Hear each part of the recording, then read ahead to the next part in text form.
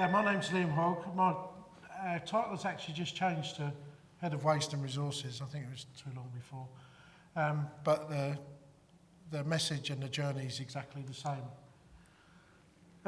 When I came last year, it was just after we'd published the new HTM 0701, and along with that, the clinical waste strategy. And we did that for a couple of reasons. The HTM had to be refreshed, but I was determined that the HTM was going to be different than all the previous HTMs because I didn't think it really got the message across. And so I had all these grand ideas that we were going to have how-to guides and all this extra stuff, and it's all the fluff and detail would be left somewhere else. And when we finished writing it, the HTM guy said, no, it's going to look like this. It's going to look like all the other ones because it's a legal document. But we reduced it from 170 to 150 pages. Not perfect, but we made a commitment that we would put alongside that a couple of other documents, and one was the clinical waste strategy as well. And this was in the response to NHS declaring that it was going to be net zero by 2040. So before we climb into that, I gave an update because we were just coming out of COVID. Thought it would be useful to talk to people about what happened during COVID and why the emphasis on what we're doing is maybe the way that it is. So this chart starts pretty much at the start of COVID, and you can see there's a lot of detail on there, but don't worry. If I move across here, yeah. So this dark blue line is the number of non-COVID beds, and this dark blue line here is the number of COVID beds. And we were particularly interested in tracking the number of COVID beds compared to the amount of waste that we were generating. And the waste that we were generating is this orange line here. Previous to COVID, that orange line used to be down here. So we used to produce about 200 tonnes of infectious clinical waste a day. And as you can see here, during COVID, if you take the line across it, we were actually producing 600 tonnes of clinical waste a day at the peak of COVID. Unfortunately, the national capacity was 400. So we had to go and do some very bizarre things. We had to ask DEFRA, could we take our clinical waste and burn it in domestic waste plants? They weren't very happy, to say the least. And one of the recommendations that came out of that was A, don't darken their door again. And you can see these two red triangles. This is when I was back at their door, banging on the door again, saying, please can we do the same again? And there was a real push then for us to understand, control the waste streams and to monitor the capacity. So as you can see now, this line is where the national capacity is, and you can see we're below that now, so we've got a grip. And the more we segregate our waste, the more of a grip we have on the capacity that we've got. And you could argue that if we were already at 2060, which is one of the main targets, things would have been remarkably easier for us, and we wouldn't have been sending all of this waste to non-clinical waste plants. So, what we said we was going to focus on a few things: contracting, workforce, infrastructure, net zero, circular economy and innovation. And I thought it would be worthwhile just to report back on how we've done in the last year. So contracting, we've done a waste sprint, we've pulled together a national specification. That's just going through some checks at the moment, and then once we get that out, we'll put that national spec out. And the idea is that during COVID and before that, when we had a problem with one of the major providers going out of the market, what we found was that we didn't understand the contracts that we had. We didn't understand who was contracted to do what, where and when. And that became extremely difficult to manage at a national level. And so we needed to do something about that. And also within the contracts, quite often we were getting calls from trusts saying, our contractor's not doing this, it's not doing that, it's not keeping up. And when we asked them, well, what was in their contract, nobody knew in those terms. And so we could work that up so that it's a lesson that we can carry forward into the future. Workforce, yeah. So we did a poll and we found that 30% of the NHS had waste managers, of which 30% of those had actually any formal training. So one of the things that we said that we would do is that every trust should have at least a half-time waste manager. And the reason for that is waste management is a real job. It's a profession. We're professionals and you need them. especially if you need somebody to control your waste and direct your journey to net zero. So what we've done is the trusts have been out there busy recruiting people, and what we did was we realised that the first step on the ladder to becoming chartered was actually a really high step.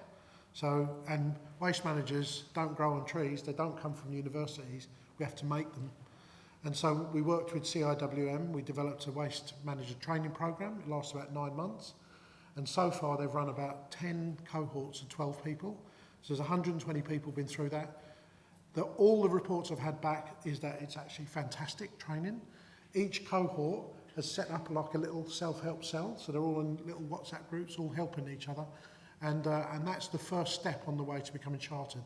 When they finish their training program, they become tech members of the CIWM. Absolutely fantastic. Infrastructure, we've been pausing a little bit because I don't know if anyone noticed, we had an election and there's a new government and everything's on a little bit pause in terms of, so we've actually put in what we think we need in the spending review, and we'll see what comes of that in October. The net zero plan, so that again, that's just been reinforced in terms of fitting in with the rest of the NHS's net zero plan, make sure that waste is part of that. And in circular economy, this is going to be something that becomes bigger and bigger and bigger in the window as we go forwards. And then there's some cool stuff and innovation, which I'll talk about in a minute. So we brought out 3 documents. These are the 3 documents, Clinical Waste Strategy and the HTM. These 2 are designed to support each other. We review this document every year.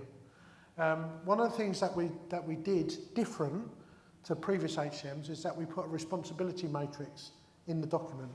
We want people to understand who is responsible and when for their waste.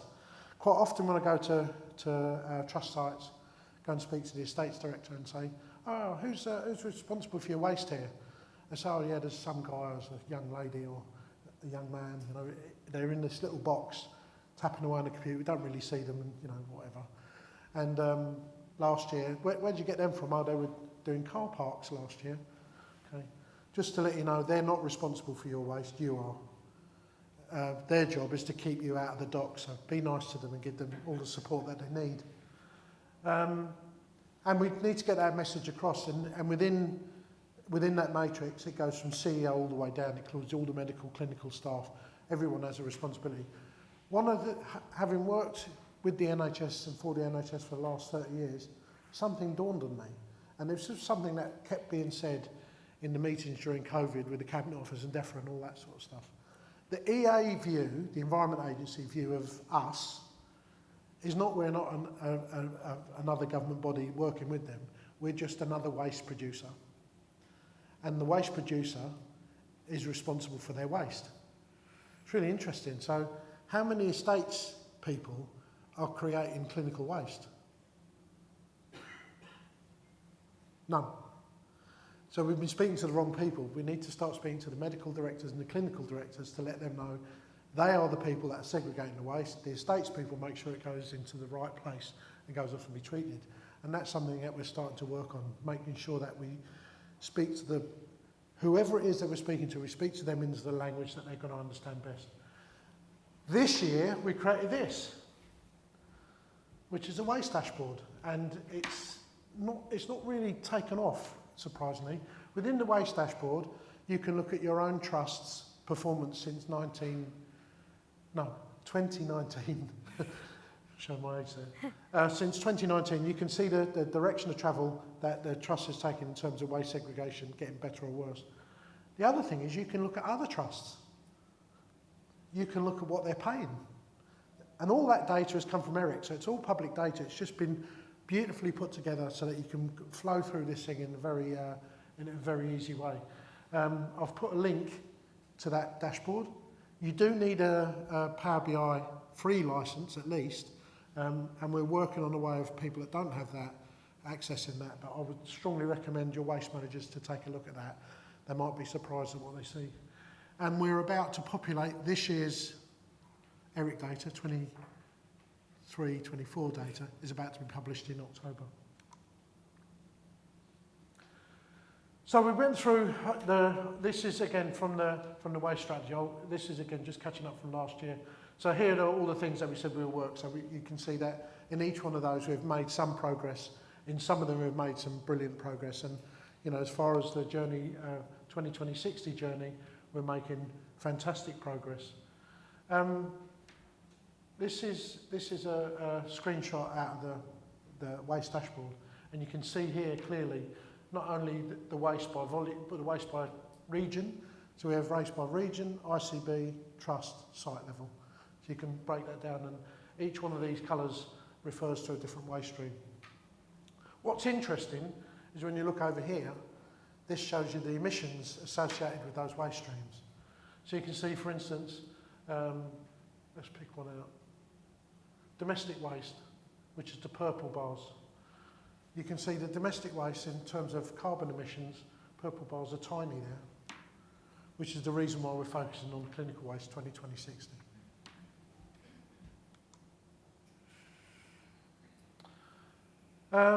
So we're about to produce the new ERIC data, and I get a pre-look at the data mainly to check whether there's any wobbles in it, if people have reporting tonnes instead of kilos or kilos instead of tonnes.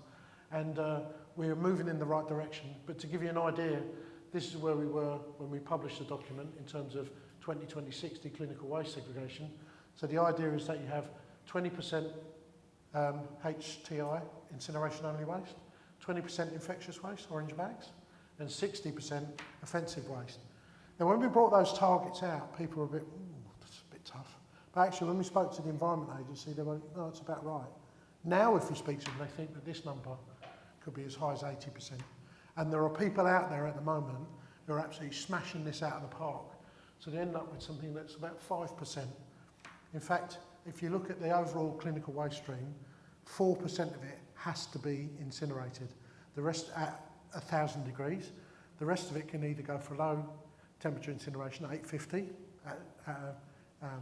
properly regulated energy from waste plant, or it can actually be treated in another way. So, and they're already smashing that, which is great news. For those the people that are struggling, we can go and look at the people that are smashing it and find out how they're doing it, what hurdles they've jumped over, and what we can rob.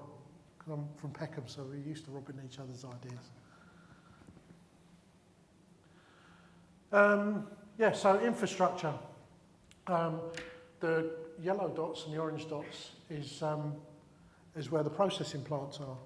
And you can see there's large swaths of land, southwest, east of England, northeast, northwest, where you don't have a lot of choice and waste is travelling enormous distances.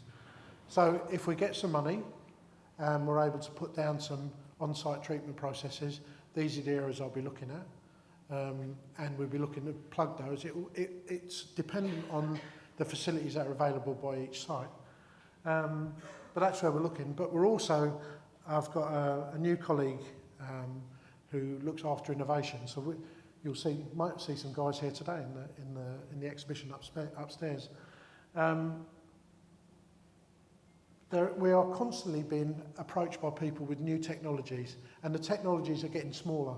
So we've gone from clinical waste incinerators burning at 1,000 degrees, needing specialist staff, down to boxes the size of large Xerox machines. And so we'll keep assessing those as we go along. And then what we'll do is we'll publish a list of approved processes that we know it does what it says on the tin, and that will help people look at these on-site machines. What I would say is anyone that's thinking of having an on-site machine, to get a permit from the EA, probably up to 2 years. So it takes a lot of planning and a lot of patience. So within the clinical waste strategy, we set ourselves a number of targets. When I was asked to draw the chart, and I think it's in one of the later slides, I drew a Pareto chart saying we'll do 80% of it in the first 20% of the time, and the rest of it, taking us down to net zero, will take us 80% of the time. And Fiona, being Fiona, said, no, you'll cut waste in half by 2026, which is what our target is there. Looking at the preliminary data for this year for ERIC, we are well on the way to doing that. We're definitely on target for this year, but there's work to be done. And there are a number of trusts out there that could be doing better. And I think there's a real change in terms of the tone of the government in terms of looking for efficiencies in stuff that they're doing. There's not a lot of money around and they want to make sure they're getting the biggest bang for their buck. So I think there's going to be a view, if you're not segregating your waste properly, is there a financial consequence of that we can work on together? And here's that chart. So as you can see, it used to be a nice parabola. Not now though, because Fiona ruined it by making sure that we dropped to 50% carbon from waste by 2026. And this year's figure looks to be round about where we need to be. And if you look at the targets that we've got lined up, they will easily take us to where we need to be for 2026. What's interesting about this is this flattens out at the end here. And actually, what that is we're going from segregation to resource management. And one of the things I've been saying to people is that once we get all these waste managers trained up and they're able to put their point of view on a scientific basis, and we want them to be gobby, we're going to go and challenge clinical, medical and procurement people to ensure that the products coming in through the front door, or the goods in entrance, are made out of things that we can reuse, remanufacture, recycle, and if they're not, we don't want them. And in the future, the waste managers will be replaced by resource managers, and the waste managers are going to be replaced by German Shepherd dogs. And if you open the bin, the dog will bite you. That's the principle. Again, I'll have this. This is from the dashboard. This gives you a feel of the by region, the targets where we need to be by 2026. And again, if we focus on the clinical waste aspects of this, we will deliver that. Again, I keep showing this because I think it's really useful. Anytime I'm speaking to somebody out in the system and they're telling me about how they're getting on, I'm looking at this chart and it gives me a very good indication of who's doing what. Landfill. The NHS has been against landfill for as long as I can remember. This year, I think we'll end up with about 8,000 tonnes of landfill. So if you're landfilling stuff or your contractors are still landfilling stuff, I'll be coming to see you. We need to stop it. My objective this year, a year early, is to eliminate landfill, and I'm going to need your help. And there might be contractual reasons for it, but we'll work through them so that we can eliminate. It's just this last little bit. So, we're not going to segregate our waste to net zero, so how are we going to do it? What we are going to do is we're going to lose this bit of the waste hierarchy and focus on this bit. Hopefully that bit, preventing it in the first place. And anyone that's a waste manager would have seen this, sustainability managers too. So what does it mean? So there's a number of gloves off campaigns that have been going on up and down the country. Nothing to do with me. I've sat back and watched it and I'm absolutely super impressed. Each gloves off campaign has been backed up with a case study detailing what worked, what didn't work, what they had to do and what the outcomes were. If you take Great Ormond Street, which is not a massive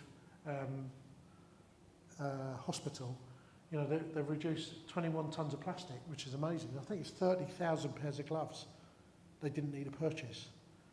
They didn't need to throw away and they didn't need to dispose of. Brilliant. You can imagine that replicated across the country. It'd be amazing. So one of the things we're going to try and do in the coming years is to string these together and then see if we can have a national gloves off campaign. It's better for patients and it's certainly better for clinicians and anybody else that's wearing gloves. Wearing gloves all day, every day is bad for your skin. I had this slide up the last year. They still make my teeth itch, single-use curtains. But speaking to a few people, I was like, well, there's a couple of things that, again, just irk me. I have a civil engineering 1-0 black-white mind. And I'm like, this bit here is the bit that's always tatty and dirty, where the staff and patients, visitors are opening and closing the curtains. So why don't we have a little plastic sleeve on that we can clean, keep the curtains in good nick. Won't last forever, but it might increase the life of the curtains 2 or 3 times. Better still, replace them with laundered curtains, which is where the future is. This year, new in waste management is waste anomalies. So 2 weeks ago, happened to be in a hospital. I had an abscess on my tooth with a face out here, and went to hospital. Treatment was absolutely first class, fantastic. But a couple of things made me start thinking. So one of the things they did is they tested my blood pressure, and yeah, okay, everything okay? Yeah, everything's okay. And then they took that off, and they didn't throw it away. They hung it up on the wall for the next person. Now, they didn't have this, but these are a thing. Single-use tourniquets were a parliamentary question that came to my desk to answer. And I was like, that can't be a thing, can they? Can they be a thing? So I ring the IPC guys, the national guys, and they're like, oh yeah, there's zillions of them. What? And basically, Mrs. Very Angry from Cornwall had written to her MP, and her MP had written to for PMQs, and that landed on my desk to explain why, when the NHS said we're banning single-use items, we're using single-use plastic tourniquets. And so I kept digging into this, and then I find out, actually, clinicians don't really like it. Anyone got an Apple Watch? They don't like it because it's pin and hold, so it's either too tight or too loose. And there's zillions of them out there. So one of the things we've got to do is stop that. And so this is the bit that's the anomaly. So here, we can use it over and over again. Here, it now becomes we need NBC suits on to get rid of it because they're contaminated. So we're going to start challenging some of the norms that's out there. And whilst I was in the hospital, this is another bizarre thing that happened to me. I was sat in the triage room, there was less people than that, but the chairs were the same. And then when I was having my blood pressure taken, the chairs were the same. And then when they were going to do what they were going to do to me, I won't tell you what they did, but when they did, they said, can you come and sit in this couch? And it looked like that. And I was like, well, why is it like that there? And in the triage room where they're assessing you, why do they need that? And we need to query this. You know, I was just saying to somebody last night, if you're cooking sausages on the grill, you don't pull out a sheet of foil and then throw it away. Or if you're cooking something else, you only take that when you're wrapping it in whatever you're going to do. So why can't we just do that? So that's just a change in behaviour.